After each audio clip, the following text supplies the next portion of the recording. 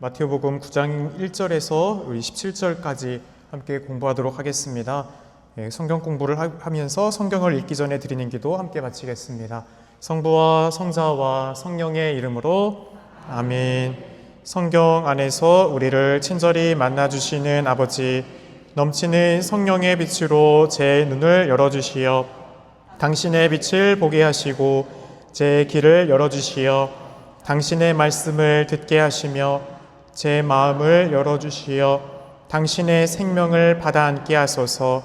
그리하여 말씀의 신비가 얼마나 넓고 높고 깊은지 깨달아 알고 인간의 모든 지식을 초월한 그리스도의 사랑에 대한 뜨거운 감동으로 저의 모든 일상생활 가운데 새로운 기쁨과 당신의 능력이 빛나게 하여 주시며 저의 모든 형제들과 함께 당신의 영광을 찬미하게 해주소서. 우리 주 그리스도를 통하여 비나이다.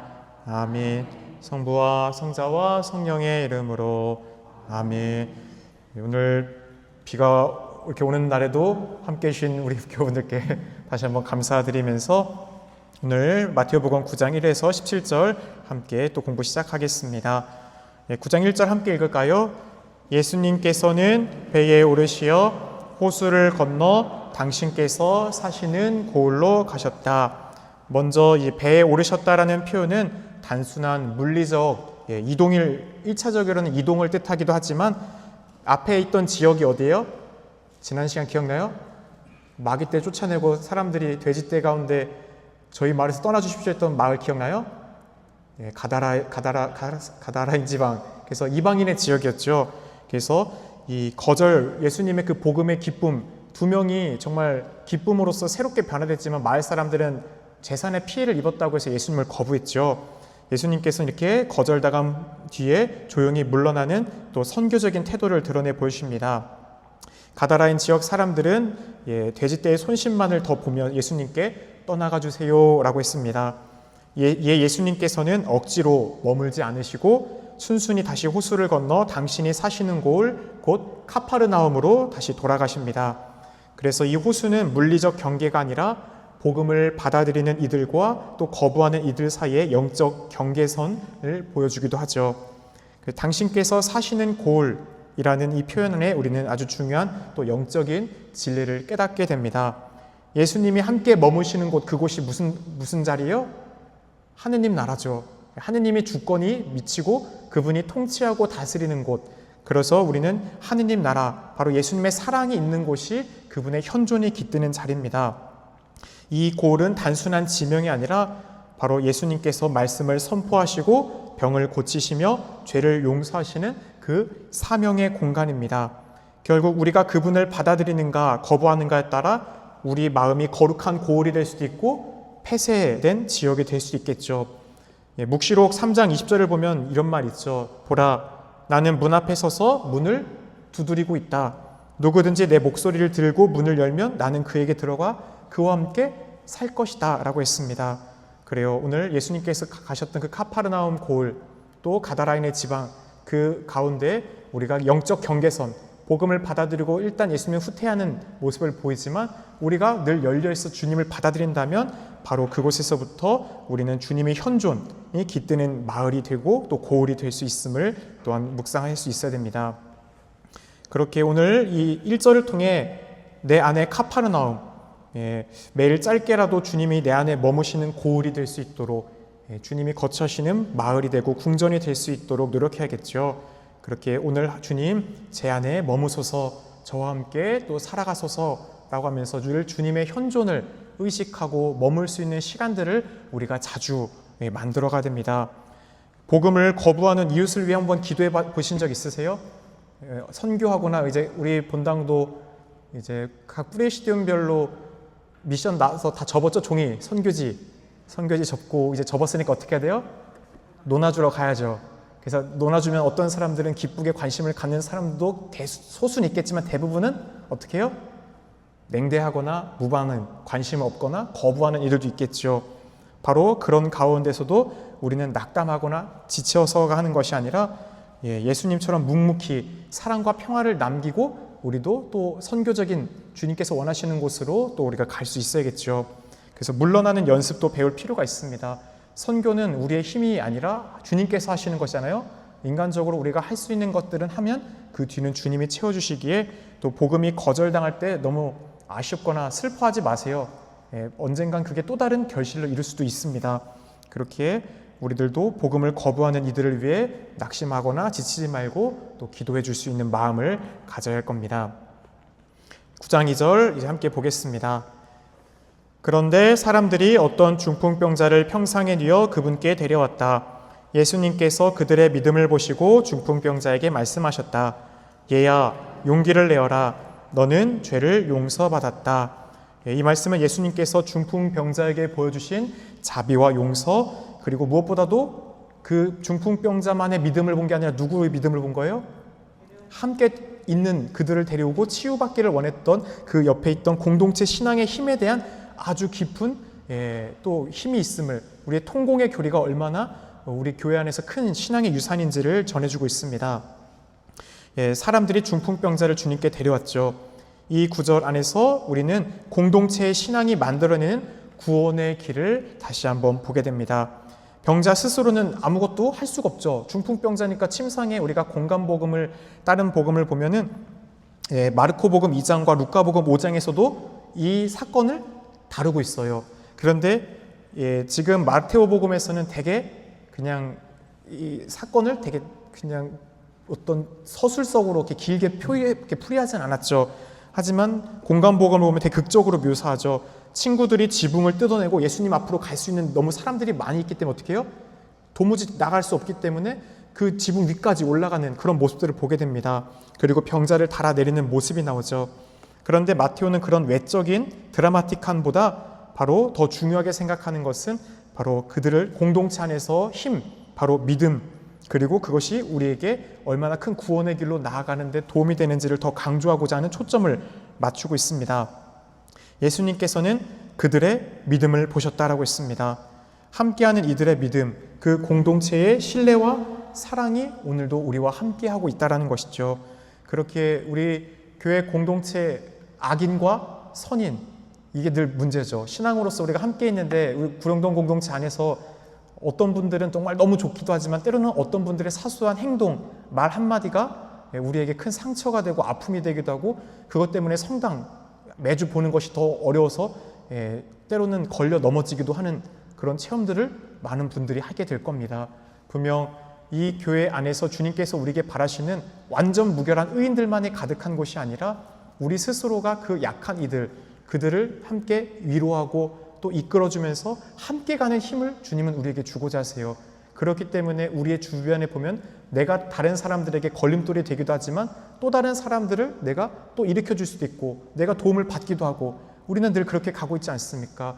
저는 여러분들의 목자이지만 동시에 주님의 양떼로서 여러분들에게 정말 큰 힘을 주기도 하고 여러분들을 통해서 도움을 받기도 하는 걸 많이 느낍니다. 우리 교우분들이 기도하고 또 응원해 주기에 제가 이 하느님이 주신 직무를 더 기쁘게 해나가고 힘을 얻듯이 우리 모두는 서로가 서로에게 어떤 존재가 돼요? 힘을 주는 공동체가 될 수 있어야 돼요. 그러게 우리 공동체가 정말 모두가 잘 되기 위해 정말 나의 변화가 다른 사람들에게 어떻게 해요? 영향을 주게 되어 있습니다. 긍정의 씨앗이 뿌릴수록 그 공동체에 활력이 넘치고 에너지가 있고 또 더 힘을 갖게 되잖아요. 그렇게 우리는 여기서 교회 공동체의 본질을 보게 됩니다. 우리가 함께 기도할 때, 그 전구할 때 그것이 누군가의 구원에 큰 힘을 줄 수 있다라는 사실이죠. 카톨릭 교회교리서 2635항도 이렇게 가르칩니다. 전구 기도는 다른 사람들을 위한 간청이다. 그것은 타인의 기쁨과 고통을 함께 나누는 사랑의 표현이다 라고 하고 있습니다. 그렇게 우리 교우분들, 저도 그렇지만 어려운 분들, 힘들어하는 이들을 위한 우리 이런 앞에 까리타스 곡간, 이런 현실적인 물질적인 것들 작은 부분 나눔을 통해서도 정말 어려움 있는 이들에게 큰 힘이 될 수도 있고, 그런 우리의 활동을 조금씩 넓혀가려고 하는 우리들의 마음, 바로 그곳에서부터 이 공동체가 더 큰 하느님 나라가 되어갈 겁니다. 그렇게 나는 지금 다른 누군가를 전구해드리는 형제가 있는가, 나만의 만족을 위한 신앙을 우리는 할 때가 많은 것 같아요. 어떤 미사나 신앙적인 봉사나 그런 것들이 결국 구체적으로 타인을 지향하지 않고 나만을 바라보다 보면 어떻게 할까요? 힘이 빠지고 지치게 돼 있어요. 그렇게 우리 내면에서 주시는 주님의 사랑의 자리를 다시 한번 오늘 보게 됩니다. 얘야 용기를 내어라. 이 부르심은 단순히 위로하는 말씀이 아닙니다. 얘야 라는 것은 자녀라를 부르듯이 또 그 존재 자체를 따뜻하게 받아들이는 것이죠. 용기를 내어라. 두려움 속에 먼저 주님께서 우리에게 희망을 품게 하는 예수님의 사랑의 언어입니다. 너는 죄를 용서받았다. 육체적인 치유보다 더 중요한 것은 본질적으로 무엇인지를 예수님이 말씀해주고 있어요. 바로 내면의 치유입니다. 당시 유다인들 관념적 사고가 뭐냐면 병이 있다라는 건 뭐가 있다라는 거예요? 죄가 있다라는 거예요. 그렇게 생각했죠. 죄를 지었기 때문에 하느님께 벌 받아서 지금 중풍 걸린 거야. 따라서 네가 정말 하느님으로부터 죄를 안 졌다면 그런 벌도 받지 않았어 라는 것이 당대의 사고관이에요. 그렇기에 이 말씀은 단순한 종교적인 위로가 아니라 그 얘야 사랑받는 자녀야 라고 부르는 가운데 그 사람 존재 깊은 곳에 자유의 선언입니다. 그래요. 우리 교우분들도 혹시 그런 거 느껴본 적 있어요? 고해 성사 볼 때 신부님이 어떤 방법적인 것을 위로해줘서가 아니라 그냥 한마디 주님께서 용서하셨어요 라고 했었을 때 그 한마디가 저에게 엄청나게 큰 힘이 됐던 것을 체험한 적이 있습니다. 주님께서 용서하셨다. 그래요. 우리들의 삶 속에서 하느님을 체험할 수 있는 가장 본질적 체험이 뭐냐면 용서예요. 용서는 힘이 있는 사람이 할 수 있는 겁니다. 그렇기 때문에 하느님은 용서하지 못하는 것이 없죠. 그만큼 그분은 우리를 향한 무한한 사랑을 늘 체험할 수 있도록 우리를 기다려 주십니다. 그렇게 육체적 치유보다 더 본질적인 것은 죄의 용서입니다. 그 용서는 하느님의 무한한 자비에서 이루어집니다. 그렇기에 오늘 예수님의 얘야 용기를 내어라 너는 죄를 용서받았다 라는 이 말씀은 이렇게 들립니다. 나는 너의 그 마음의 모든 아픔을 알고 있다.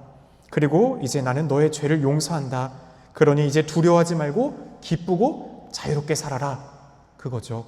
고해 성사도 늘 하는 말이 뭐예요? 이 얘기예요. 성사의 본질은 이제 다시금 기쁘게 살아라. 억눌려 살지 말고 내가 바라는 행복함으로 너도 다시 함께 나아가자라는 주님의 초대입니다. 그렇게 나는 이렇게 누군가를 교회 안에서 주님께로 데려오고 있는지 아니면 나 혼자만의 믿음에 머물고 있는지 이 9장 2절을 통해 묵상할 필요가 있습니다. 내 마음속 깊은 상처, 죄책감, 예수님 앞에 나아가기를 두려워하고 있는 것은 무엇입니까? 주님 앞에 맡겨드리지 못하고 어떤 분들은 성사 보고 나서도 또 고백하시는 분 몇 번 말씀드렸지만 예수님은 이미 더 이상 기억하지 않는데 스스로가 계속해서 그것을 얽매여서 자유롭지 못하게 살아가는 분들이 있어요. 그것은 주님의 마음을 더 아프게 해드리는 것이 되잖아요. 그렇기에 정말 주님은 이미 다 잊었는데 우리 스스로가 계속 그분 앞에 어떤 것에 얽매여 있진 않은지 주님께서 얘야 용기를 내어라 라고 우리를 말씀해 준다면 나는 그 부르심을 있는 그대로 받아들일 수 있는지 내가 너의 그 고백을 들었고 다 용서했다. 늘 그게 우리 교우분들의 신앙의 정말 가장 깊은 하느님의 체험의 장소죠. 그 무엇보다도 하느님 신비 체험하고 싶다고 하잖아요. 근데 하느님의 신비를 우리가 늘 만날 수 있는데 많은 교우분들이 그 신비를 두려움으로 생각합니다. 교우분들 그렇기 때문에 자주 말씀드리지만 어떻게 해야 돼요? 성사를 두려워하지 마세요. 아버지의 무한한 제가 걸림돌이 되겠죠, 여러분들에게. 왜냐하면 사제를 통해서 어떤 위안을 받고 싶고 또 힘을 받고 싶은 것도 있지만 그 본질 안에서 예수님께서 여러분들을 기다리고 있고 저는 인간적인 한계가 있기 때문에 여러분들이 듣고 싶은 말 안 해줄 수도 있어요. 그렇게 아쉬울 수도 있지만 성사는 사제에게 어떤 듣고 싶은 말 들어오는 게 아니잖아요. 그 사제경 속에는 의미가 있는 거예요. 네가 그 고백한 모든 죄들을 더 이상 나는 기억하지 않고 다 용서했다라는 그 사제경, 주님의 그 자비를 우리가 체험할 수 있는 게 본질임을 기억하시면 좋겠습니다. 3절 함께 읽겠습니다. 그러자 율법학자 몇 사람이 속으로 이자가 하느님을 모독하는군 하고 생각하였다. 이 구절은 예수님께서 죄를 용서하셨을 때 그것을 지켜보던 율법학자들의 내면의 반응을 통해 신앙이 없는 지식, 곧 믿음 없는 이런 이성적 사고가 얼마나 위험한 판단으로 이어질 수 있는지를 우리에게 보여줍니다. 율법학자들은 당시 종교적인 권위를 지닌 이들입니다. 루카복음 5장 17절을 보면 이들은 갈릴레아와 유다, 예루살렘 등지에서 모여든 종교 지도자들이라는 사실을 알 수 있습니다. 이들은 예수님의 활동을 감시하고 분석하려고 예수님을 따라다니기도 하고 또 감시하기도 했죠. 겉으로는 말없이 조용히 있었지만 속으로는 이미 예수님을 판단하고 단죄할 그 기회만을 늘 노리고 있던 모습들을 복음서를 보면 어떻게 하나 하고 보려고 하고 있죠.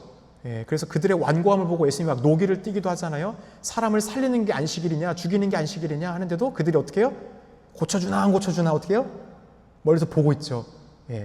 그렇게 예수님을 향한 이미 단죄의 눈, 마음을 갖고 있었습니다. 그래서 속으로 생각하였다라는 이 구절은 아주 우리에게 묵직한 메시지를 줍니다. 소리내어 말하지 않았음에도 불구하고 예수님은 그들의 내면을 어떻게 해요? 알고 있었다라는 것이죠. 그래서 예수님은 단지 겉만이 아니라 마음을 늘 본다라는 것, 마음의 중심까지 아시는 그분은 하느님의 아드님, 전능하심을 드러내는 또 다른 복선이죠. 율법학자들이 이자가 하느님을 모독하는군이라고 생각한 이유는 어떤 말 때문에 그래요? 예수님이 하셨던 너는 죄를 용서받았다. 죄의 용서는 누가 할 수 있는 거예요? 하느님만이 할 수 있는 거예요. 따라서 레위기 24장 16절을 보면 하느님의 이름을 모독하거나 하느님의 권한을 침해하는 자는 어떻게 돼야 돼요? 율법에 따르면 죽여야 돼요. 하느님의 이름을 모독하거나 하느님을 자기가 그 권한을 침해하려고 할 때 그들의 생각은 율법적 기준을 보면 틀려요? 맞아요? 맞죠. 율법의 기준으로 보면. 그러나 그들의 문제의 전제의 판단이 잘못됐습니다. 죄는 하느님만이 용서할 수 있다. 정확한 판단이죠. 그런데 예수님은 하느님이 아니다 라고 그들은 판단했어요. 맞아요? 틀려요? 여기서 잘못된 판단을 했다는 겁니다. 틀린 전제가 됐죠. 따라서 예수님은 하느님을 모독하고 있다라는 결론이 나오게 됩니다. 예수님의 신성을 믿지 않았기에 신성의 표현을 오히려 모독하고 있다라고 받아들이게 된 것입니다. 우리도 그렇기에 예수님의 이런 신성 모독으로서 판단하고 있는 이 율법학자들과 바리사이들의 시선을 멀리서 볼 게 아니라 늘 복음은 우리들의 삶을 비추는 빛이 되잖아요. 그렇기에 우리도 속으로 예수님의 능력과 말씀을 판단하거나 의심하거나 한 적은 없는지, 예수님이 나한테 어떤 걸 이루어질 때 그것 안에서 우리 스스로가 그렇게 바라보는 시선은 없었는지, 또 우리도 누군가를 겉모습만 보고 비판하려는 마음이 들 때 우리가 해야 되는 건 뭐예요? 우리의 눈을 바꿔달라고 청해야겠죠. 주님, 제가 그 사람을 주님의 눈으로 바라볼 수 있게 도와주세요 라고 말입니다.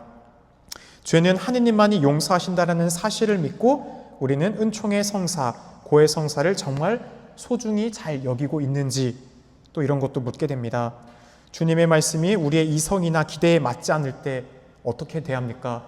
겸손히 무릎을 꿇고 주님의 뜻을 묻습니까? 아니면 내 기준으로 판단하고 거부합니까? 바로 오늘 이 짧은 한 구절이지만 이 9절 3절에서 드러나는 것들이 바로 그런 우리들의 삶의 모습을 또 보게 합니다. 9장 4절입니다. 예수님께서 그들의 생각을 아시고 말씀하셨다. 너희는 어찌하여 마음속에 악한 생각을 품느냐. 마음의 중심을 보고 계시다라는 것을 예수님이 정확하게 표현하셨죠. 그들의 생각을 아셨다. 예수님은 단지 사람들의 말과 행동을 보고 그것에 따른 결과를 판단하시는 분이 아니다라는 것이죠. 마음속 깊은 생각과 의도까지도 아시기 때문에 하느님께서 마지막 날 우리 앞에 서서 우리의 삶을 판단할 때 그분은 우리의 외적으로 너 미사 빠졌니 안 했니 그게 아니라 미사는 빠졌었어도 오는 길에 정말 착한 사마리아인처럼 어떤 사람을 돕느라 못 왔으면 그런 내면의 순수함을 더 볼 수 있는 또 다른 것을 주님은 바라보시는 분입니다. 그렇게 시편 139편 2절의 말씀이 또 연상됩니다. 주님, 당신께서는 내가 앉거나 서는 것도 알고 멀리서도 내 생각을 알고 계십니다. 라는 또 시편의 저자처럼 주님께서는 우리의 내면까지 늘 환히 들여다보고 계시죠. 그래서 여기서 악한 생각이란 의심이나 단지 비판만이 아닙니다. 바로 그 뿌리는 뭐예요? 예수님을 향한 믿음을 갖지 않는 불신이죠. 불신. 그래서 예수님을 하느님의 아드님으로 받아들이지 않으려는 그 완고함을 예수님께서는 악한 생각을 왜 갖고 있느냐라고 합니다.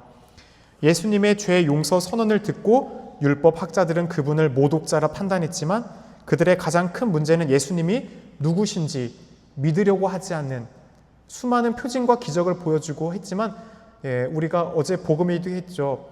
철부지, 지혜롭다는 자들과 슬기롭다는 자들이 누구예요? 1차적으로는 율법학자, 바리사이들이죠. 당시 지혜롭고 똑똑하다는 사람들. 그런 그들이 그 계시를 다 거부해요. 그런데 당대 뭐예요? 저주받은 어리석은 자들이라고 했던 누구예요? 어린이와 같은 천진난했던 그 1차적 문맥으로는 누구를 뜻해요? 사도들이죠. 당대 보면 스펙으로 치면 정말 별 볼 일 없는 삼류 집단이죠. 그런데 그들이 어떻게 해요? 예수님을 더 믿고 받아들였죠. 그래요. 이처럼 겉으로는 신앙인의 모습을 하고 있으면서도 마음속으로 주님을 거부하는 태도, 이것이 바로 오늘 복음에서 주님께서 우리에게 하는 악한 생각이라고 꾸짖는 부분입니다. 그렇게 우리들의 삶 안에서 정말 어린이와 같은 그 단순함, 겸손함, 주님을 내 삶 안에서 받아들이기 위해 우리에게 필요한 것은 어제 말씀드렸던 그 말씀, 아빌라의 데레사 성령의 말씀 정말 우리에게 큰 울림을 줍니다. 많이 생각하는 게 아니라 뭐예요? 사랑하는 거. 이게 내가 하려고 하는 게 그것만 하면 돼요. 사랑의 길에 가까운가 아닌가, 예수님이라면 이 길을 했을까 안 했을까 생각해보면 답은 늘 어떻게 해요? 단순해져요. 예수님이라면 어떻게 했을까? 복음을 읽고 그분을 알아가면 알아갈수록 복잡하지 않습니다. 옆에 있는 사람을 위해서 더 희생해주고 양보해주고 나눠주고 그런 것들을 주님은 우리에게 바라시잖아요. 더 사랑하라는 것, 그게 결국 복음의 본질이기에 그렇습니다. 나는 겉으로 신앙인으로 살아가지만 마음 깊은 곳에 예수님의 말씀과 권능을 여전히 의심할 때가 있지 않습니까? 특별히 삶의 고통이 있을 때, 우리가 바라는 것과 달라졌던 어떤 모습들이 올 때, 그럴 때 우리는 불쑥불쑥 내 안에 오는 이런 불신과 의심을 맞이하게도 되죠. 그렇게 내 안에 자리 잡은 이 교만과 냉소, 불신과 질투 같은 생각들이 예수님의 관계를 막고 있을 때 우리는 어떻게 해야 될지, 바로 예수님이 어제 말씀하신 것처럼 믿어라. 진리는 믿음, 단순한 예수님이 참된 우리에게 가장 큰 좋은 선물을 준다라는 확고한 믿음의 반석에서 그것은 완성을 이룹니다. 이 반석이 허물어지면 모든 것들이 다 무너지게 돼 있어요. 우리 교우분들 그걸 확신합니까? 아버지께서 나에게 가장 좋은 걸 준다라는 거? 그게 우리의 신앙 안에 있어야 돼요. 나의 삶에서 아버지께서 나에게 가장 좋은 것을 주시는 분이다. 그런데 그 과정 안에 때로는 이해하기 어려운 시간들을 우리가 경험하기도 허락한다라는 것이죠. 하지만 그 안에서도 이 과정이 결론, 궁극적인 삶의 마지막 끝의 자리에 무엇이 있는지를 놓치지 말아야 되는 거예요.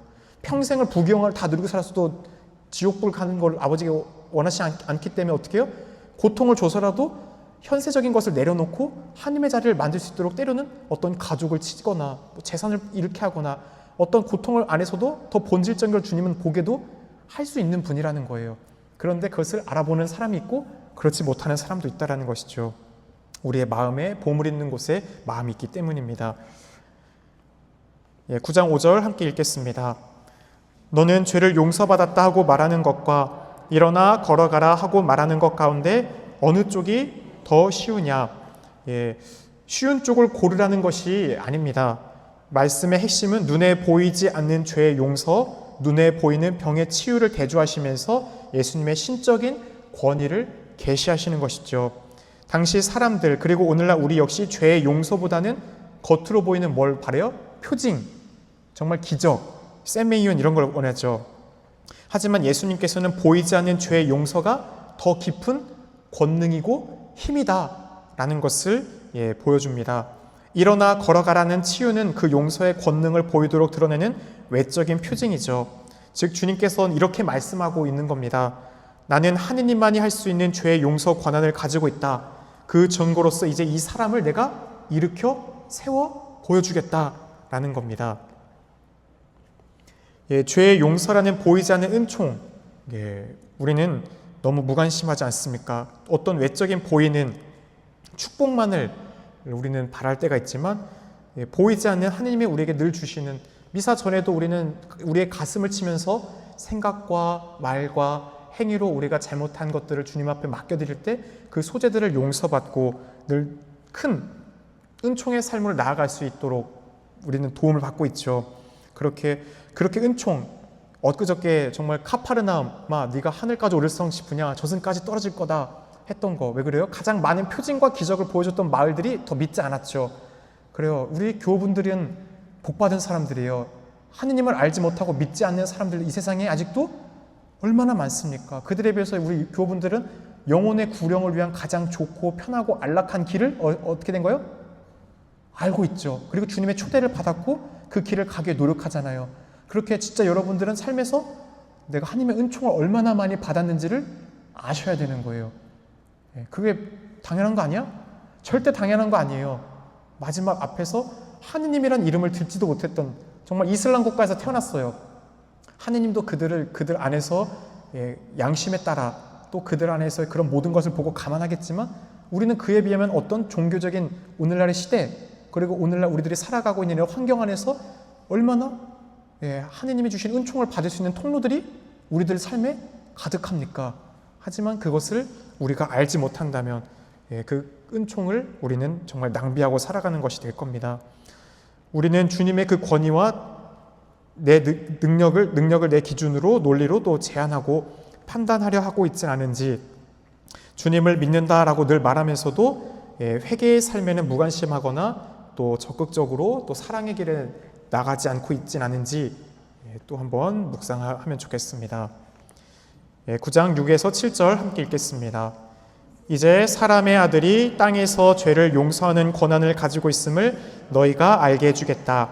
그런 다음 중풍병자에게 말씀하셨다. 일어나 내 평상을 가지고 집으로 돌아가거라.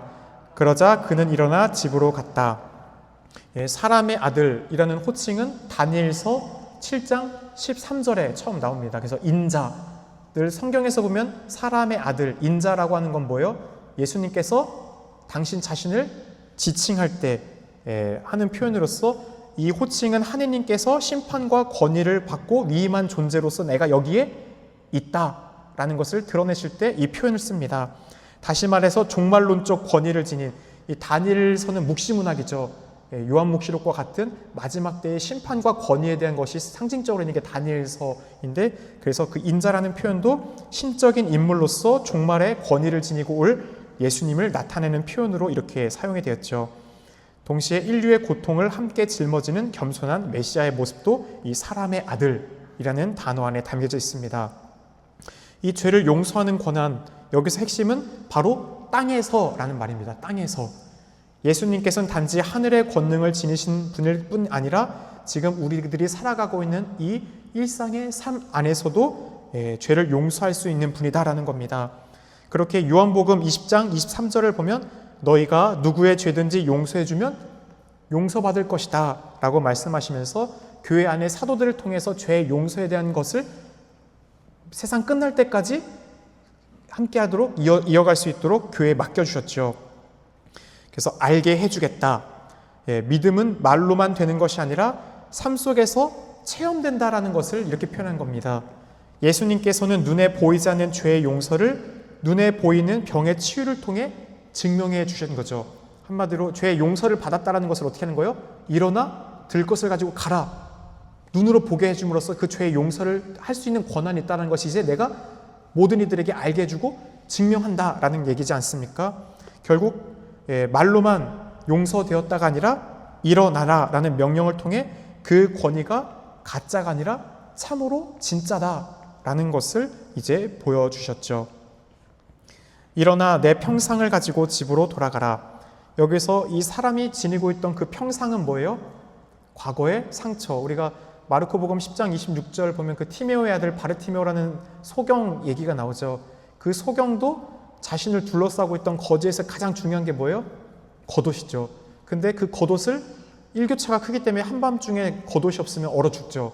근데 그 겉옷을 던지죠.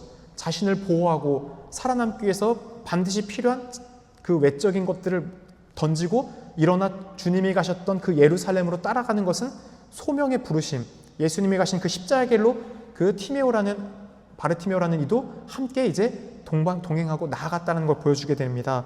그래서 거기서 그 소경에 벗어던졌던 그 옷이 바로 이 평상과 같은 것이죠. 과거, 또 나의 삶을 보호하는 안전망, 그리고 무력함, 의존의 상징입니다. 그런데 이제 그 평상을 짊어지고 걸어간다라는 것, 곧 회복의 징표이자 자신의 그 과거마저 하느님의 자비로 새롭게 품을 수 있다라는 것이죠.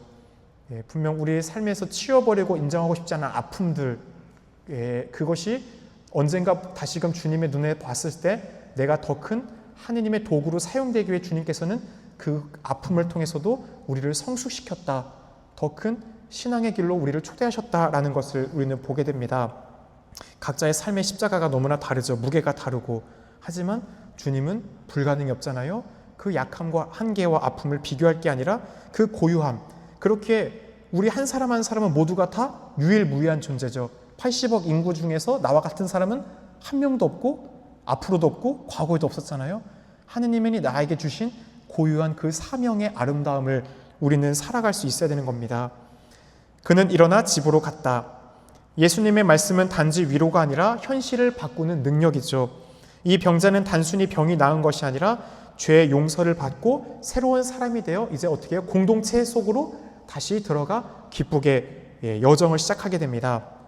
주님께서도 우리에게 바라시는 것은 우리 혼자만의 생활이 아니라 우리가 건강해진 다음에 그 좋은 복음을 어떻게 하는 거예요? 공동체로 함께 가서 살아가는 거예요. 나누고. 그렇게 해서 우리의 삶의 범주를 점점 기쁨으로 채워가고 넓혀가는 것이겠죠. 예수님께서 지금도 내 죄를 용서할 수 있는 분이라는 사실을 우리는 얼마나 믿고 있습니까? 혹시 죄를 용서받았음에도 불구하고 여전히 그 과거의 상처, 실패에 우리 스스로가 끊임없이 붙잡혀 살고 있지는 않습니까? 주님은 우리에게 옛날의 것들은 기억하지 않고 이제 새로운 일을 시작하겠다. 우리의 그 정말 사막과 같은 마음에 정말 강이 흐를 수 있도록 해주신다고 했으니 우리는 그 말씀을 믿고 다시 한번 늘 일어나 새롭게 걸어갈 수 있는 사람들입니다. 예수님의 말씀 한마디가 우리의 삶을 바꿨던 기억, 혹시 그런 변화를 체험한 적, 그게 우리들의 삶에서 중요해요. 신앙의 체험들 가운데 원체험이라고도 할 수 있죠. 하느님의 무한한 자비와 용서의 체험은 삶의 밑바닥 속에서 우리를 다시 일어서게 합니다. 다시금 아버지께 돌아가야지, 아버지 집이 얼마나 좋았는지를 깨닫게 할 수 있는 것, 그래서 용서받은 사람들이 다시금 아버지의 그 무한한 자비와 사랑을 체험하고 또 다시 돌아올 수 있는 거예요.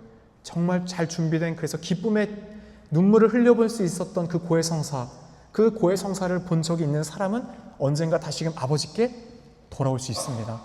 그 대자대비하신 아버지의 품의 사랑과 자비를 알기 때문이죠. 우리에게 필요한 것은 그러기에 형식적인 것이 아니라 정말 잘 준비된, 정말 깊이 있는 통회하는 마음, 아버지가 나를 얼마나 사랑하시는지를 우리 스스로가 깊이 묵상하며 주님께 나아가려는 그 자세인 것 같습니다. 9장 8절 함께 보겠습니다. 이 일을 보고 군중은 두려워하며 사람들에게 그러한 권한을 주신 하느님을 찬양하였다. 여기서 말하는 이 일은 중풍병자가 죄를 용서받고 들 것을 들고 집으로 돌아간 것이죠. 곧 눈에 보이는 병의 치유를 통해 당대 사람들은 그 병은 왜 온 거라고 생각했다고 했어요? 죄져서. 하느님께부터 죄졌기 때문에 지금 그 사람이 어떻게 된 거예요? 벌 받느라고 중풍 걸린 거예요. 따라서 그 병이 고쳐졌다는 건 뭐예요? 죄가 없어졌다라는 그런 것을 생각하게 되죠. 그래서 눈에 보이는 병의 치유를 통해 예수님이 눈에 보이지 않는 죄의 용서를 할 수 있는 권능이 있는 분임을 실제로 그들이 바라보게 되었다는 겁니다. 그래서 성경에서 이 두려움은 단순한 공포가 아니라 하느님의 권능 앞에서 인간이 느끼게 되는 깊은 경외예요. 경외. 그렇기에 마르코복음 4장 41절에도 보면 예수님께서 풍랑을 다 잠재우신 다음에 제자들이 어떻게 해요? 이분이 누구시기에 바람과 호수까지도 복종하는가? 라고 하면서 큰 두려움, 경외의 심을 느꼈죠. 군중은 이 놀라운 사건을 통해 하느님의 현존을 체험하게 되었고 그 감탄과 경외는 찬양으로 이어지게 되는 것을 보게 됩니다. 여기서 주목할 점은 그들은 기적을 보았지만 여전히 예수님의 신성을 깨닫지 못했다라는 것이죠. 사람들은 하느님께서 예수님, 바로 그분에게 권한을 주셨다라고 이해했지 예수님이 곧 하느님과 같은 분이다라는 것으로 받아들이지는 않았다라는 겁니다. 여기서 그러한 권한은 바로 죄를 용서하는 권한입니다. 군중은 아직도 예수님을 하느님의 아드님으로 인식하지 못합니다. 그래서 이는 복음서 전체를 통해 이제 점점 예수님께서 신앙이 드러날 수 있도록 이제 마지막 예루살렘에서 완성을 가기 위해 사람들이 나를 뭐라고 하느냐라는 그 고백 가운데서 때가 되었었을 때 이제 예수님이 제자들에게 3번에 걸쳐서 순환과 예고, 죽음과 부활에 대해 말씀을 하시죠. 그래서 점점점 예수님의 정체가 드러나는 것으로 마테오, 마르코, 루카복음은 설명해요. 하지만 요한복음은 처음부터 당신 자신을 아예 처음부터 계시하시죠. 그래서 이런 메시아의 비밀, 공간복음에서 강조하는 것은 사람들의 잘못된 이해를 통해서 예수님을 단지 큰 기적을 주는 하나님의 권능을 받은 어떤 예언자 중 한 사람으로 볼 것을 우려했기 때문에 예수님의 신적 권위가 십자가 위에서 완성으로 드러날 때까지 점진적으로 올라가죠. 하지만 요한복음은 처음부터 예수님이 드러냈고 이렇게 완성을 이루어왔음을 가르치고 있습니다. 하느님의 현존을 우리의 삶에서 체험할 때 우리는 어떤 반응, 하느님께 감사, 찬미, 또 경외, 어떤 이런 모습을 어떻게 보여줍니까? 아니면 일상의 삶 속에 너무 무뎌져서 무관심하며 하느님의 그런 현존 안에서 그냥 무덤덤하게 지나가고 있는 것들은 또 무엇이 있겠습니까? 예수님의 행하신 일들을 바라보며 나는 그분을 진정 하느님의 아드님으로 믿고 찬양하고 있습니까? 혹시 기적이나 눈에 보이는 응답이 있을 때만 정말 주님을 더 믿으려고 하지는 않는지, 그렇게 우리들의 삶 안에서 믿음의 영역, 보이지 않지만 보이는 것을 받아들일 수 있는 것이 믿음이잖아요. 주님께서 우리에게 베푸시는 일상의 소소한 것들에 대한 감사함을 자주 지닐 수 있으면 좋겠어요. 오늘 하루도 자기 전에 나에게 주님이 주신 감사한 것들 한 번씩 생각해 보면 삶이 조금씩 더 풍요로워지는 것을 느끼게 됩니다. 9장 9절입니다. 예수님께서 그곳을 떠나 길을 가시다가 마테오라는 사람이 세관에 앉아있는 것을 보시고 말씀하셨다. 나를 따라라. 그러자 마테오는 일어나 그분을 따랐다. 마테오의 직업은 뭐죠? 세리죠. 따라서 이 세리는 직업이 아니라 당시 유대인들에게는 뭐예요? 죄인이죠, 죄인. 로마 제국에 협력해서 동족으로부터 고열의 세금을 뜯어서 자기도 갖고 로마에게 식민지에게 이제 세금을 냈기 때문에 동족들에게는 민족의 뭐예요? 배신자죠. 우리로 치면 일제시대 때 뭐예요? 일본 앞잡이 했던 그런 얘기랑 같죠. 그래서 탐욕의 상징, 그냥 뜯어서 그것만 바치는 거 아니라 자기도 먹고 살려면 어떻게 돼요? 자기도 착취를 해야겠죠. 그렇기 때문에 탐욕한 인물이고 민족의 배신자로 죄인으로 취급받던 이가 세리입니다. 따라서 유다 사회에서 세리는 이 기도하는 회당 출입이 금지되어 있어요. 또 재판의 증인으로도 설 수 없는 죄인 취급받았습니다. 그런데 예수님께서는 그를 부르셨다라는 것은 당시 문화와 종교의 틀을 깨는 놀라운 자비로움이죠. 그래서 시편 51편 19절의 말씀을 함께 떠올려 보게 됩니다. 하느님께서 구하시는 재물은 바로 통회의 마음, 부서지고 낮추인 마음을 주님 당신은 업신여기지 않습니다. 바로 이와 같은 겸손하고 회개하는 마음이 마테오 안에 있었던 것을 또한 생각해 보게 됩니다. 그렇기 때문에 그가 주님의 부르심 앞에 그 모든 것을 어떻게 해요? 돈이나 어떤 자신들이 갖고 있던 것을 다 그 직업을 내려놓고 예수님을 즉시 따를 수 있었던 건 뭘까요? 분명 그 마테오의 내면 안에 뭔가 빛을 향해 나아가고자 하는 갈망이 있었다라는 겁니다. 이런 삶에 대해서 벗어나고 싶다라는, 우리들의 삶 속에서도 죄 가운데 계속 머물러 있으면 어떤 마음을 느낄 것 같아요? 영혼이 괴로워요. 우리가 누군가 싸우고 분노하고 계속해서 그 꿍한 마음 갖고 있으면 어떻게 해요? 마음이 짓눌려서 힘이 들죠. 어떤 사람은 완고해질 대로 완고해져서 느끼지 못할 수도 있을 겁니다. 하지만 우리의 본성, 내면의 영혼은 그렇지가 않아요. 하느님의 모상, 사랑의 모습을 닮은 사람은 어떤 사랑의 길에 반대로 계속 가고 있으면 그 마음의 아픔을 느끼게 돼 있어요. 그리고 양심을 통해 올바른 길로 가도록 주님은 촉구하시죠. 분명 마테오도 그런 마음이 있었을 겁니다. 그렇게 그 깊은 내면과 가능성까지 예수님은 꿰뚫어 보시고 나를 따라라 하시죠. 굉장히 짧은 말씀이지만 바로 운명을 바꾸는 부르심입니다. 당시에는 제자가 스승을 찾아가서 선택하는 것이 일반적이었지만 이때 예수님께서 어떻게 오히려 스승이 제자를 불러서 죄인인 마테오를 부르시죠. 즉 예수님은 먼저 우리를 어떻게 하시는 분이에요? 불러주시는 분이에요. 죄인인 우리를 우리가 그분에게 다가가기 전에 어떻게 한다고요? 늘 먼저 죄인인 우리를 찾아서 오신다라는 것이죠. 그리고 그 가운데 마테오는 일어나 주님을 따랐습니다. 이 표현에서 가장 중요한 것이 일어났다라는 것이죠. 이것은 단순한 육체적인 움직임이 아니라 새로운 삶, 부활, 회개의 시작을 표현하는 것이 바로 이 일어났다라는 단어입니다.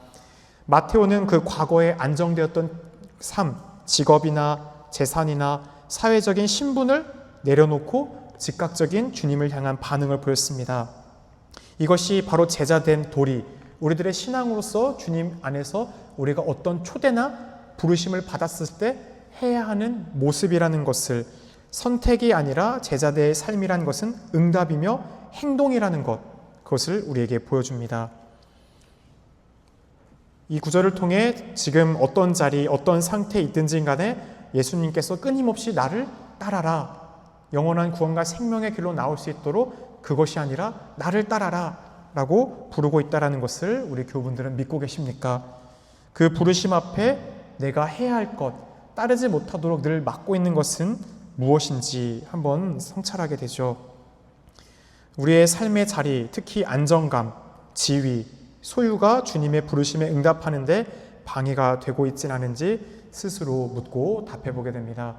그래서 지난번에 말씀드렸잖아요. 예수님을 위해서 포기하지 못하는 것들 다 적어봤다고. 그래서 하나씩 지우다가 남는 목록이 있어요. 그거 좀 비슷할 것 같아요.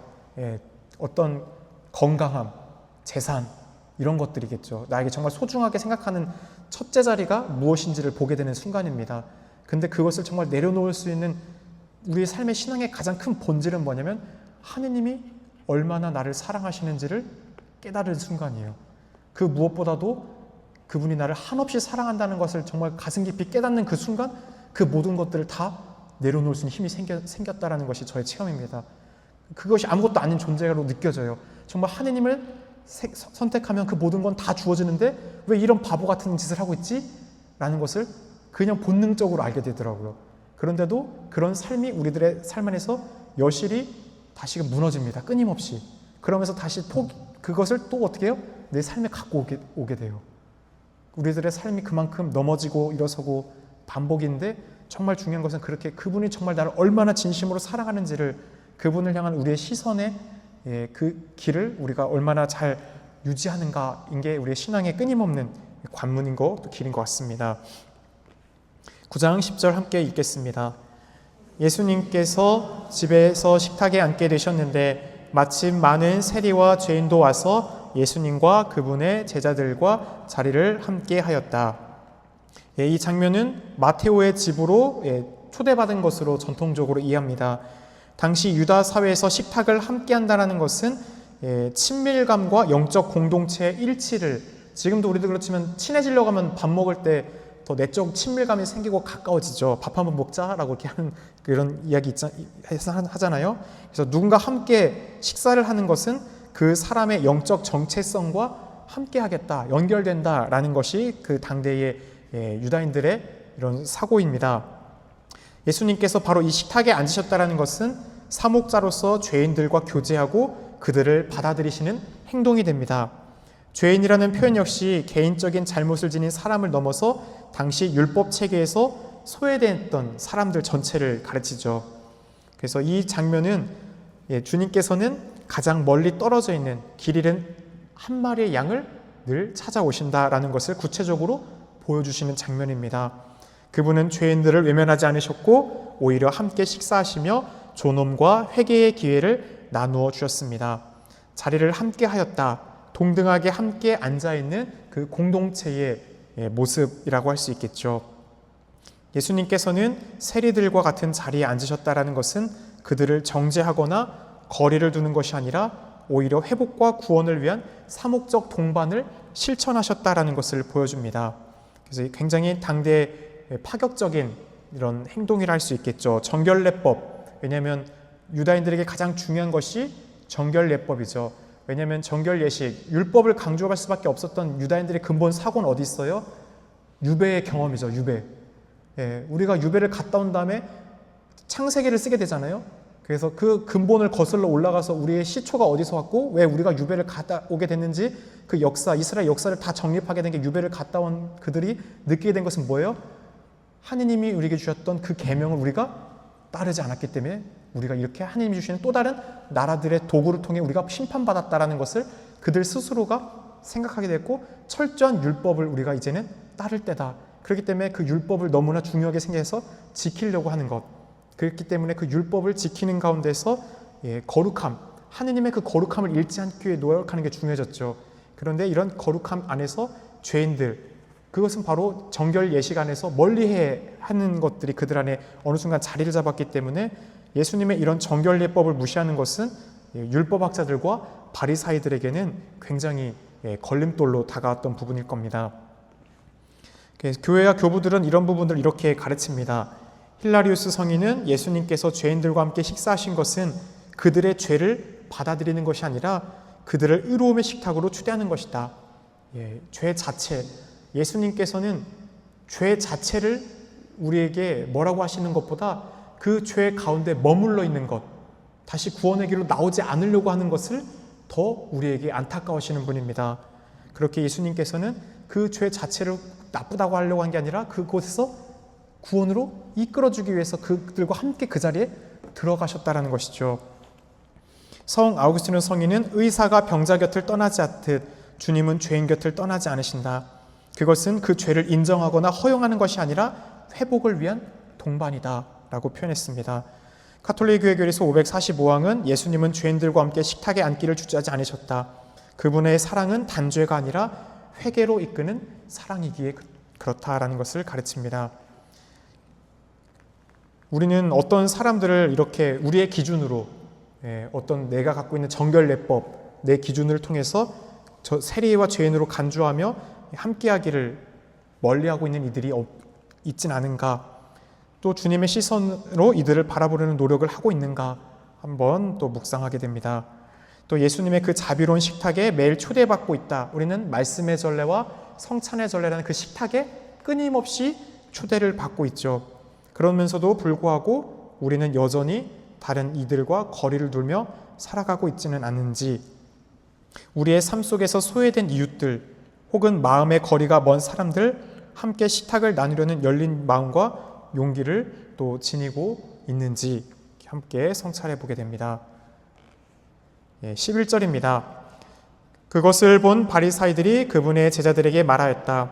당신네 스승은 어째서 세리와 죄인들과 함께 음식을 먹는 것이요? 예수님께서 세리들과 함께 식탁에 앉아 계시는 모습을 보고 바리사이들은 율법을 철저히 지켰던 이들이고 백성의 존경을 받던 지도 계층이었죠. 그래서 이것은 형식주의에 어느 순간 빠져서 그것을 왜 하는지, 그래서 우리들이 어떤 일을 할 때 그 일을 왜 하는지 그 동기를 잃어버리게 되면, 옛날에 그런 얘기 있잖아요. 어떤 스님이 설법할 때마다 고양이가 왔다 갔다 해서 고양이를 기둥에 묶어두라고 해서 제자들이 고양이를 기둥에 묶었어요. 그런데 이제 계속해서 제자들이 그 고양이를 기둥에 묶다가 다음에 그 설법을 하는 스님이 죽고도 다음 스님 때도 이어졌습니다. 그러다가 어떤 이제 사람들이 고양이는 기둥에 왜 묶는 것이요? 라고 했더니 우리 교회 이 절의 오래된 전통입니다. 그렇게 남아버렸다는 거예요. 그러니까 왜 하는지, 처음에 왜 했던 거예요? 설법에 방해되니까 계속 고양이가 왔다 갔다 하면서 사람들 분신 갖게 하니까 묶어둬라 해서 그 묶어뒀던 건데, 어느 순간부터는 그게 왜 묶어둔지 모르고 그냥 그렇게 하면 그래야 된다, 맹목적인 이 행했으니까 해야 된다, 이런 논리로 가게 되면 우리들의 교회 안에서도 정말 어떤 외적인 껍데기, 형식주의가 남을 수 있는 것들이겠죠. 그래서 우리가 어떤 하는 전례, 제도도 이럴 때가 많은 것 같아요. 교회에서 우리가 하고 있는 어떤 외적인 전례 행위가 무엇을 지향하는지, 왜 하는지를 안 하고 그렇게 했으니까 그렇게 해야 됩니다 라고 하다 보면 어느 순간 왜 하는지 본질을 놓치게 될 때도 있죠. 그러는 가운데 그들이 예수님께 직접 따지지 않고 어떻게 해요? 제자들한테 돌려 말하죠. 비겁함의 모습이죠. 다분히 이제 간접적인 방식으로. 그래서 어째서 세리와 죄인들과 함께 음식을 먹는 것이요? 라는 것은 궁금해서 묻는 게 아니라 뭐예요?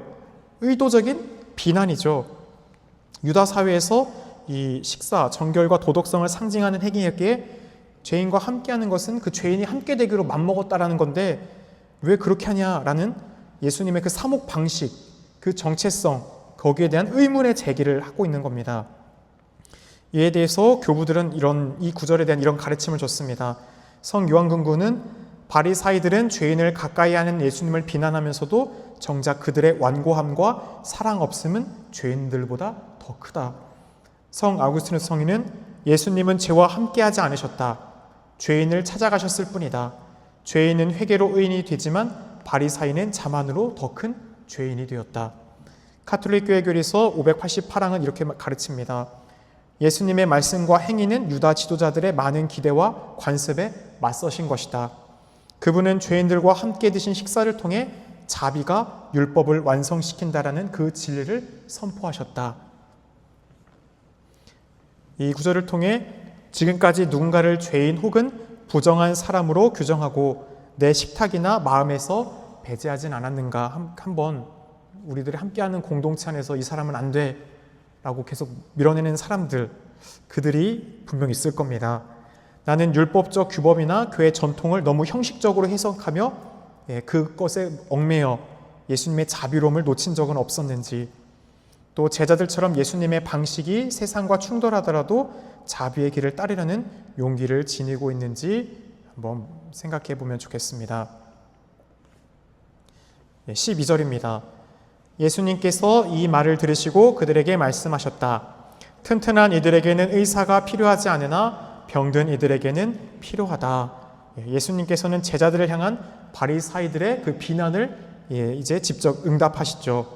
그래서 당신의 구원의 사명이 무엇인지를 밝히신 거예요.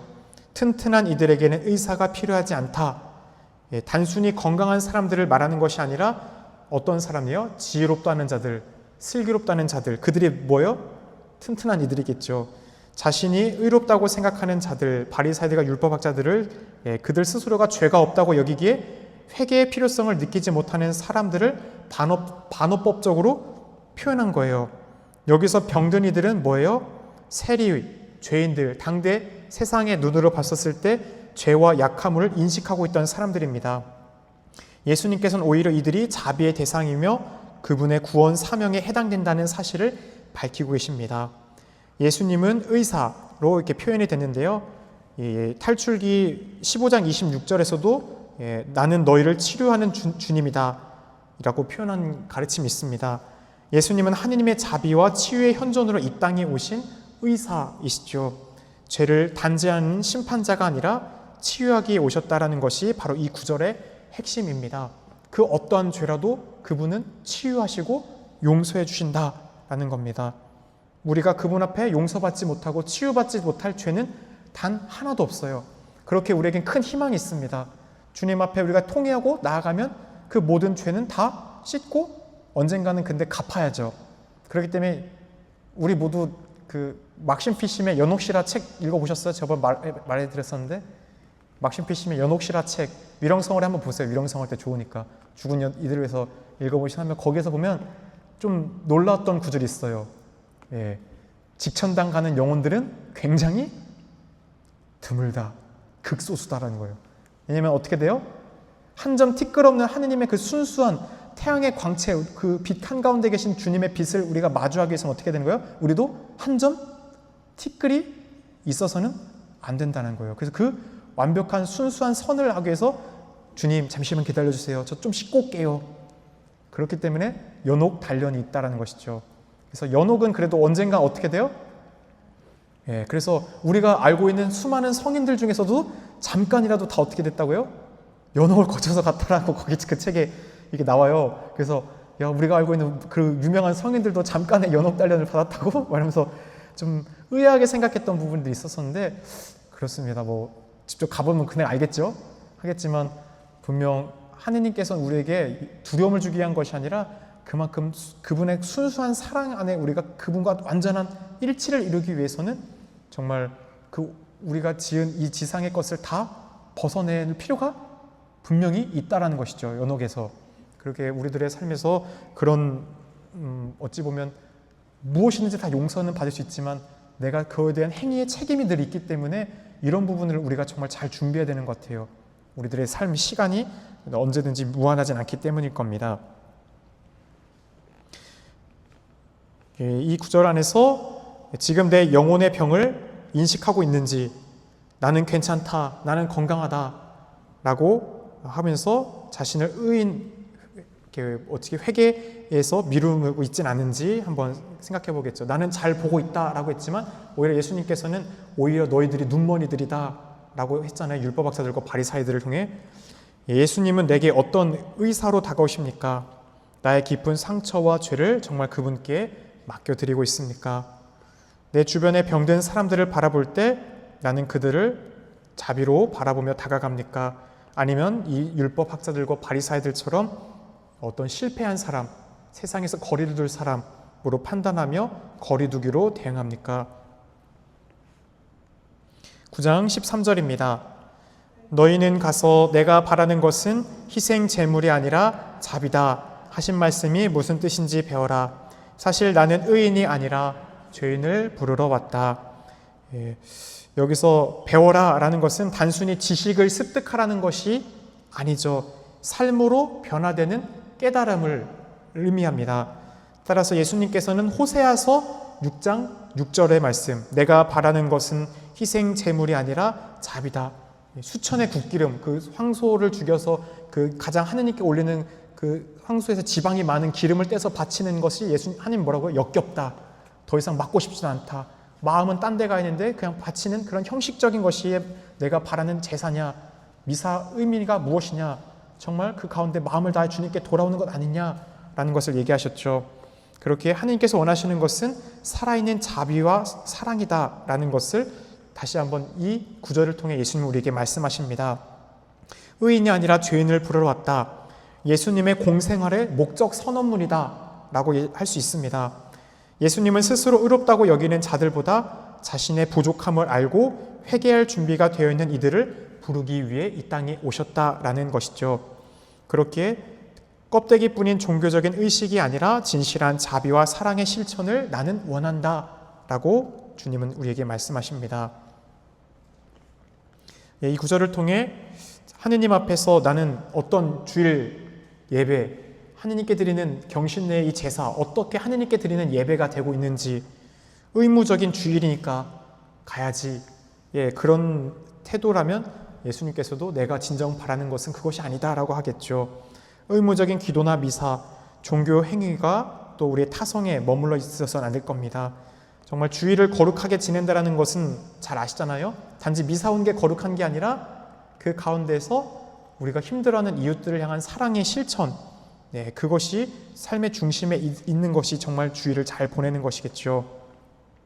그래서 죄인들을 우리들이 생각하는 죄인은 어떤 사람인지, 판단과 거리두기, 또 예수님처럼 부르고 동행인지, 어떤 시선이 내 마음에 있는지, 또 우리 스스로가 의인이라 착각하며 회개의 필요를 계속 외면하고 있지는 않은지.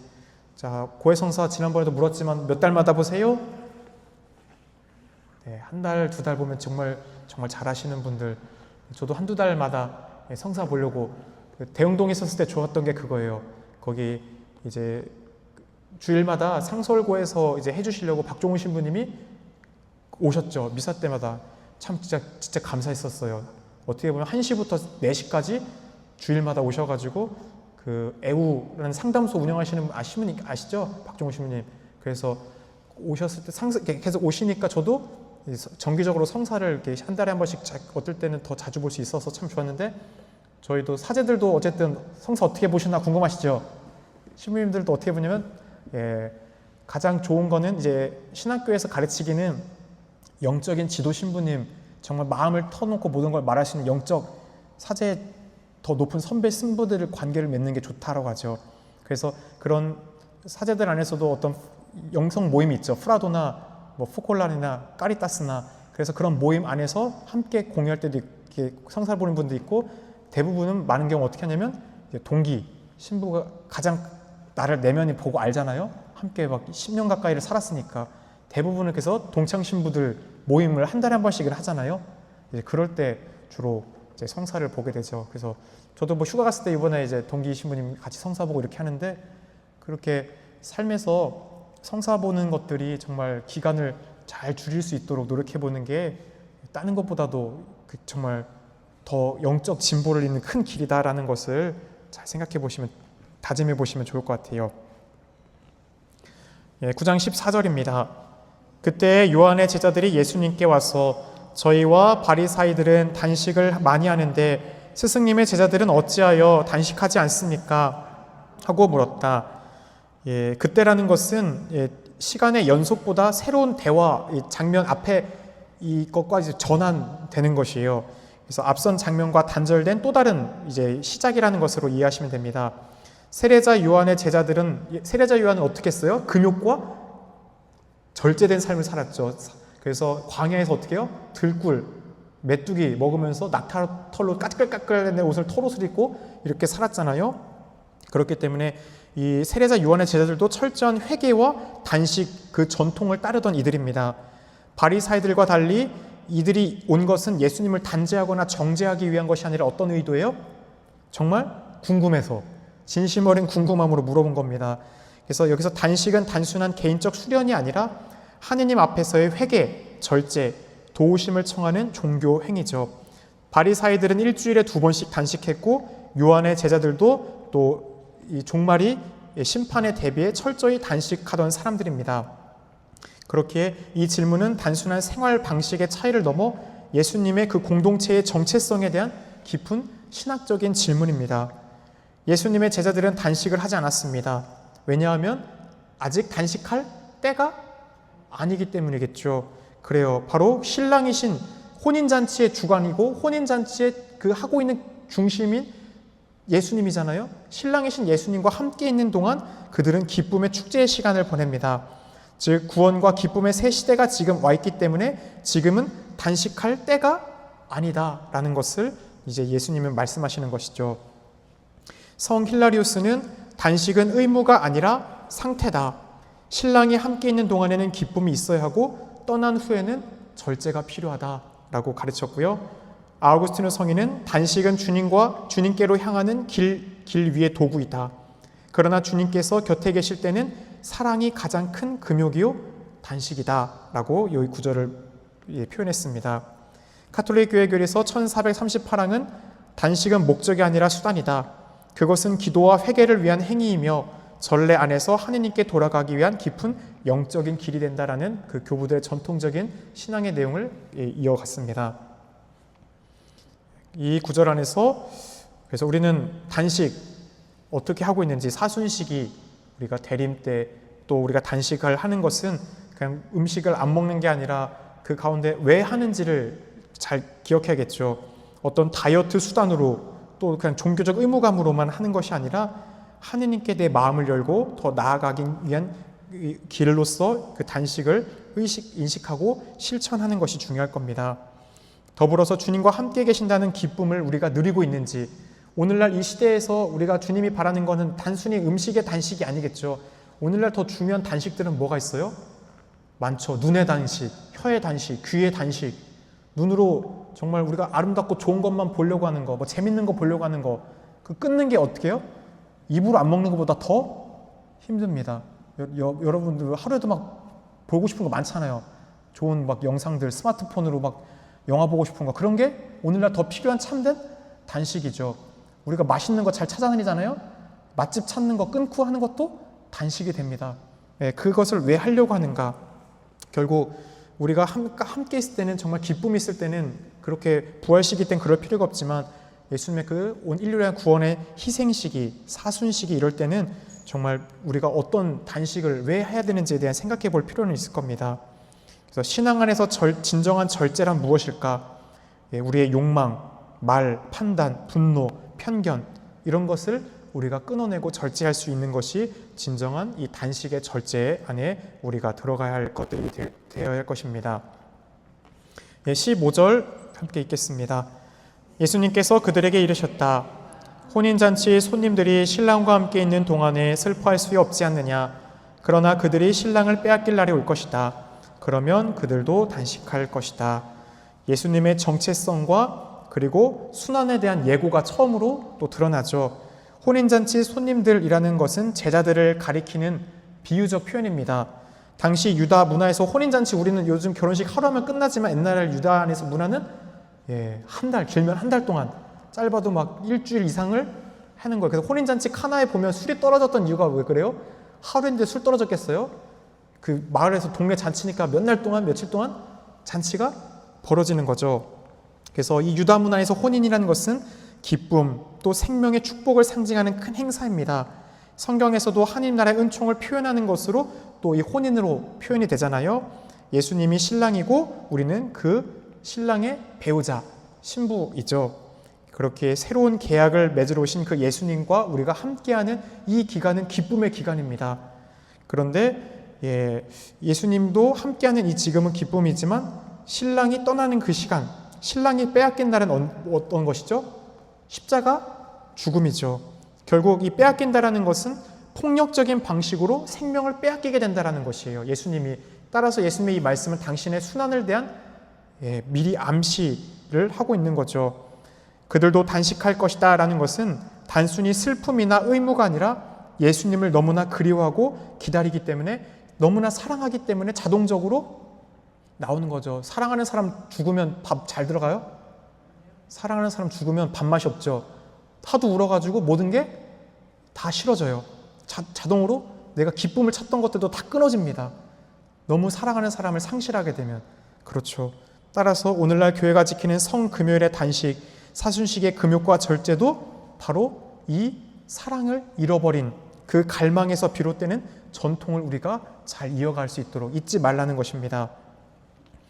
이 구절을 통해 신랑이신 예수님과 함께 우리는 기쁨을 잘 누리고 있는지, 신앙생활이 지금 나에게 기쁨인지 아니면 어떤 무거운 의무감으로 느껴지는지, 내 인생에서 예수님이 멀리 느껴지는 순간 나는 어떻게 반응을 합니까? 주님의 부재처럼 느껴질 때 단식이나 기도, 사랑의 실천으로 그분의 찾기 위해 노력을 하고 있습니까? 또 내가 실천하는 단식은 어떤 마음에서 시작되었습니까? 어떤 사랑에 의해서 그 자리가 너무나 크기 때문에 자동적으로 나오는 겁니까? 아니면 습관 때문에, 어떤 정해진 규율이기 때문에, 그냥 해야 되기 때문에 하고 있습니까? 16절입니다. 아무도 새 천 조각을 헌옷에 대고 꿰매지 않는다. 헝겊에 그 옷이 당겨 더 심하게 찢어지기 때문이다. 예수님께서 이 말씀하신 헌옷은 바로 뭐예요? 구약의 모세오경, 토라라고 했던 10계명으로부터 파생돼서 그들이 지키고 있던 율법의 세부 조항들이죠. 613개나 되는 복잡한 그 규정들을 만들었던 외적인 형식을 바로 헌옷으로 표현했습니다. 반면 새 천조각은 뭐예요? 예수님께서 가져오신 자비로움, 회개, 내면의 자유를 중심으로 하는 새로운 복음의 정신입니다. 그 당시 천은 빨면 줄어드는 성질이 있었기에 세탁되지 않은 새 천을 헌옷에 대고 꿰매면 그 부분이 오히려 옷을 당겨 찢어지게 된다는 것을 표현하셨죠. 그래서 예수님께서 말씀하시고자 하는 분명한 표현이 있습니다. 복음의 정신은 부분적인 보완이나 덧대는 것이 아니라 새로운 구조와 사고방식으로 새롭게 받아들여야 된다라는 겁니다. 결국 그들이 기존에 있던 그 율법의 관습 안에 젖어 있는 가운데 예수님의 그 새로운, 너무나 파격적인 것을 받아들일 수가 없어서 힘들어하는 가운데 새로움으로 이 모든 것을 너희가 정말 마음을 갖고 믿음을 한다면 받아들일 수 있다는 겁니다. 삶 전체를 새롭게 짜야 하는 것이겠죠. 예수님은 당시 단식 논쟁에 이어 이 비유를 통해 복음은 단식의 형식이 아니라 그 정신 자체를 새롭게 하시는 능력임을 우리에게 말씀해주고 있습니다. 이 구절에 대해서 이레네오 성인은 복음은 새로운 옷이 아니라 새 사람을 입히는 옷이다 라고 표현했고요. 그 요한금구는 주님은 새 천을 덧대어 헌옷을 살리는 것이 아니라 새 옷을 입히시기 위해 옛 것을 벗기셨다 라고 했습니다. 가톨릭 교회 교리서 1965에서 67항은 이렇게 얘기합니다. 복음의 새 법은 은총의 법이며 사랑으로 완성된다. 예수님은 율법을 폐기하러 것이 아니라 그 본래의 목적에 따라 완성하러 오셨다 라는 얘기입니다. 내가 율법을 폐지하러 온 것이 아니라 완성하러 왔다라는 그 근본이 바로 사랑의 행위라는 것을 너무나 단순히 보여줬지만 율법학자들과 바리사이들은 그 단순함을 잃어버리게 됐습니다. 왜냐하면 그들이 알고 있다라는 사고, 지식, 그래서 이런 믿음을 잃어버린 지식이 얼마나 우리에게 주님의 그 믿음을 길에 방해가 되는지를 바라보게 됩니다. 이 구절을 통해 우리는 이런 것들을 또 묵상해 볼 수 있을 겁니다. 복음을 따라 산다고 하면서도 실제로 오랫동안 해왔던 익숙한 틀에 갇혀 있는 것들이 무엇일까?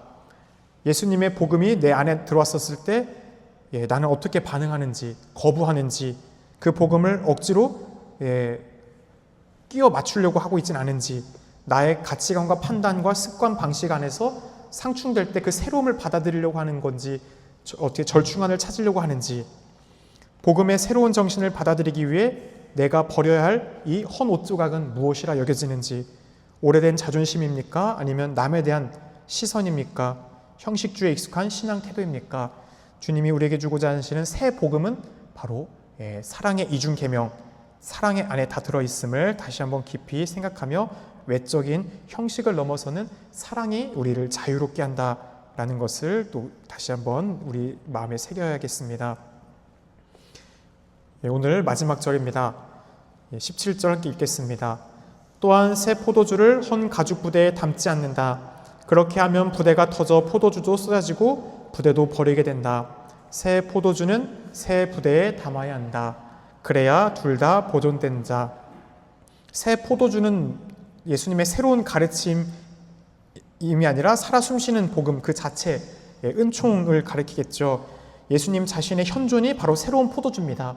따라서 새로운 마음으로 예수님의 그 가르침을 받아들이지 않는 이들에게 너무나 혁신적이고 너무나 당시 안에서 받아들이기 파격적이기 때문에 어떻게 해요? 그 복음을 받아들이기 없어 터져버린다라는 것이겠죠. 그래서 헌 가죽 부대, 바리사이들이 집착하던 뭐예요?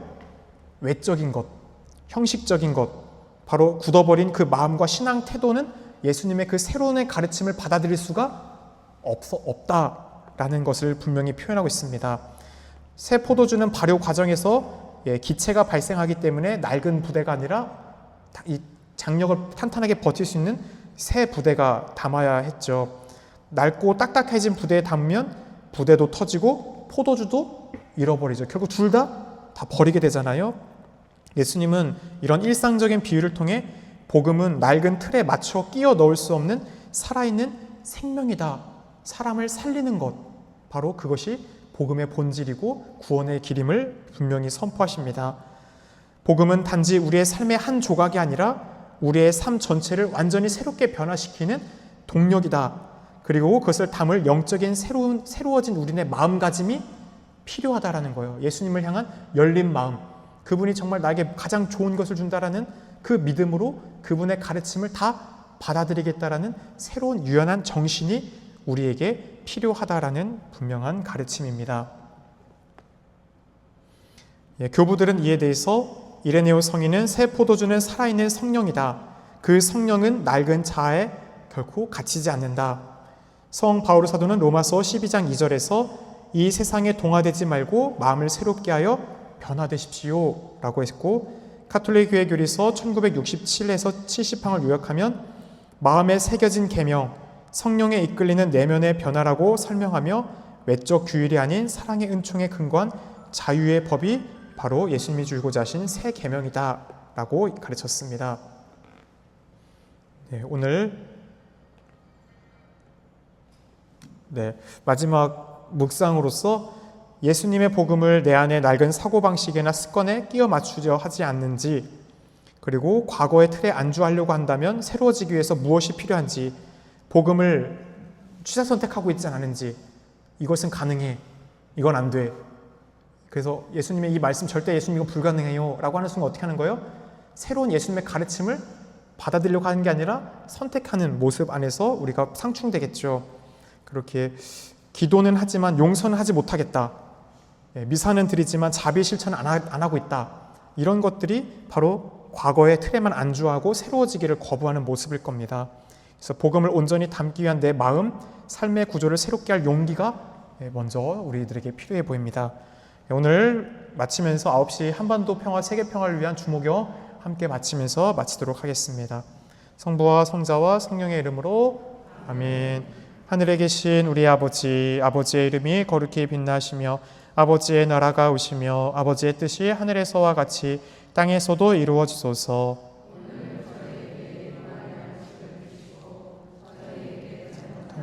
저희가 용서하오니 저희 죄를 용서하시고 저희를 유혹에 빠지지 않게 하시고 악에서 구하소서. 아멘. 은총이 가득하신 마리아님 기뻐하소서. 주님께서 함께 계시니 여인 중에 복되시며 태중의 아들 예수님 또한 복되시나이다. 이제와 저희 죽을 때 저희 죄인을 위하여 빌어주소서. 아멘. 영광이 성부와 성자와 성령께 평화에 모여 한반도의 평화를 위하여 빌어주소서. 평화에 모여 세계 평화를 위하여 빌어주소서. 성부와 성자와 성령의 이름으로 아멘. 수고하셨습니다.